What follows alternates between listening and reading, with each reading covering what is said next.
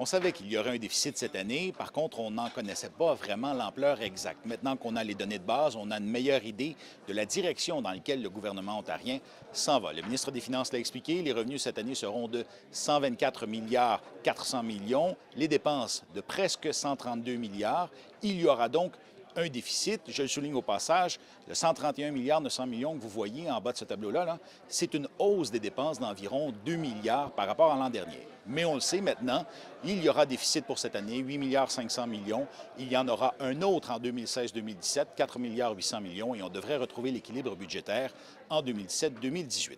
Ce qui est intéressant dans cet exercice, c'est que même pour arriver à une hausse seulement de 2 milliards de dollars, et pour aussi réussir à n'avoir qu'un déficit de 8 milliards 500 millions, le gouvernement doit à la fois vendre des actifs et aussi faire des coupes d'environ 500 millions dans l'argent qu'il dépense déjà.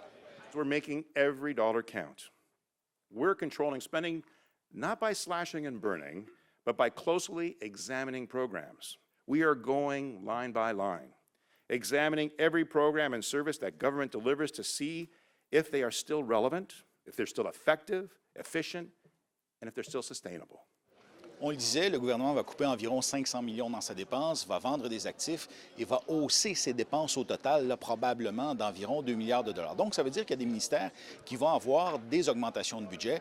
Et on vous les montre tout de suite. Premièrement, le ministère de la Santé verra son budget augmenter de 1,9 l'éducation de 2 l'enfance et les services sociaux de 2,9 la justice de 1,5 Évidemment, ces hausses-là ne couvrent pas, par exemple, l'inflation et d'autres choses qui font augmenter les coûts. Ce qui veut dire qu'on est dans un budget, d'une certaine manière, qui est un peu austère, un budget austère, mais peut-être pas une conjoncture complète d'austérité partout en Ontario.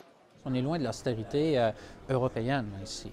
C'est vraiment une distinction à faire. Il n'y a pas un recul massif du niveau des dépenses chaque année pendant 5 ou 10 ans. Là. On n'en est pas du tout là.